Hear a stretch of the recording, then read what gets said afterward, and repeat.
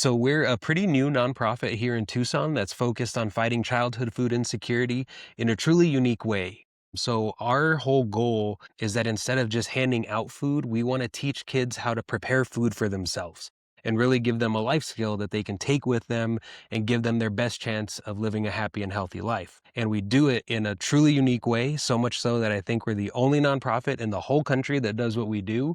But we make meal kits for kids, and every recipe that we give the kids comes with an accompanying YouTube video. I walk them through step by step exactly how to cook that recipe. That sounds very exciting. So what got you started in all this? Like what made you one day decide to start a nonprofit that helps kids? I had this idea. I actually wrote myself a little note in my phone back in 2019, and it just said kids school lunch program. But I didn't really dive into it or like kind of develop the idea, but I just kind of had it in there. And I had worked at a big grocery store for about 15 years.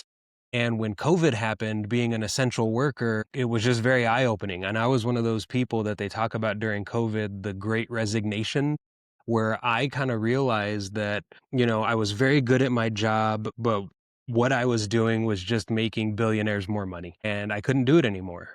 And so I got to the point where, it was killing me to go to work every day. Like literally, I was so stressed out going to work every day. And I kind of got to this point during COVID, and I started thinking about the idea again about working with kids and food. And I reached out to some friends of mine who are teachers, a teacher and an administrator. And I had a Zoom call with them. It was my very first Zoom call. It was like when Zoom first started.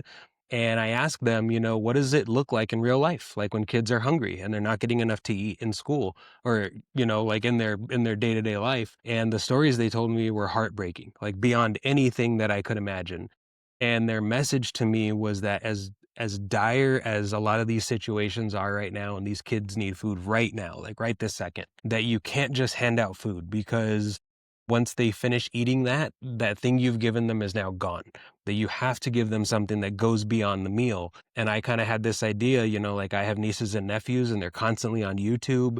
It's this free platform. And I was like, hey, like, what if we married up the idea of like meal kits, just these prepared meal kits? Why can't we marry that up with YouTube? And I was fortunate enough to take home ec when I was in school. And Hmm. I learned a ton, really things that I remember we made a soft pretzel one time and it blew my mind. Like I had no idea that was something you could do. So I kind of came up with this idea. I talked to executive directors of other nonprofits around town and they kind of helped guide me. I reached out to any and everyone that I could think of to get help for with this. And the big message that I got was that Tucson's full of nonprofits. Like it is just absolutely bursting at the seams with nonprofits.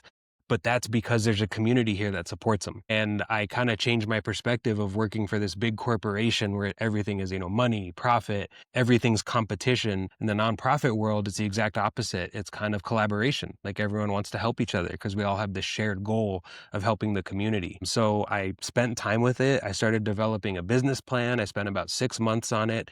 And I will say that the company I worked for, they really taught us the business side of the grocery world and working with food. And that was all the skills that I brought with me to this. And so once I buttoned up my business plan, I had everything ready to go. I went and I put my 2 weeks in at work and I sold my house. And that was how we got the capital to get up off the ground. But I really had hit this point where I could not keep going to work anymore, doing what I was doing. Like it was not an option anymore. So when I was ready, I was like, okay, like this is really going to happen. And to me, it was scary, of course, taking this That's big a leap. huge step. Yeah, it is. But I will say I'm very fortunate that I have a very supportive group of people around me. My family and friends are super, super supportive. I told everybody what I was doing. And like my brother and sister, I told them like, hey, like if this doesn't work out, I'm going to need a sofa to crash on for a little bit, until I get my career back and get my housing figured out. But the reality is, to me, yes, that is scary, like having to start my career over, having to figure out my housing again. But if I didn't do it, I would have always wondered in the back of my mind, like, what if I would have done that? And yes, the risk was significant, but the possible reward, if this thing worked out, we could teach generations of kids how to cook. And so to me, it was kind of a no-brainer. And so when I was ready, I left my job, sold my house, and I dedicated myself entirely to the Tucson Family Food Project.